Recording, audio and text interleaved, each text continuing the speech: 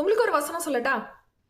ரோமர் 8:28 அன்றியும் அவருடைய தீர்மானத்தின்படி அழைக்கப்பட்டவர்களாய் தேவனிடத்தில் அன்பு கூறுகிறவர்களுக்கு சகலமும் நன்மைக்கு ஏதுவாய் நடக்கிறது அப்படின்னு வசனம் சொல்லுது. தேவன் நம்மை அழைத்திருக்கிறார். அவர் அழைக்கணும்னு தீர்மானிச்சிருக்கிறதுனால நம்மள அவர் அழைச்சிருக்கிறார். அதனாலதான் நம்ம தேவனிடத்துல அன்பு கூறுகிறோம். இன்னைக்கு நீங்க தேவனிடத்துல அன்பா இருக்கிறீங்களா? தேவனிடத்துல அன்பா இருக்கிறதுனா அவருடைய பாதத்தில் அமர்ந்திருக்கிறது, அவருடைய வசனத்தை தியானிக்கிறது, அவருடைய கட்டளைகளுக்கு கீழ்ப்படுகிறது. இப்படி தேவனிடத்துல நம்ம அன்பு செலுத்தும் போது நமக்கு நடக்கிற எல்லா காரியத்தையும் குறித்து நம்ம கவலைப்பட வேண்டிய அவசியமே இல்லை. ஏன்னா அது சகலமும் நன்மைக்கு எதுவாகத்தான் நடக்குது.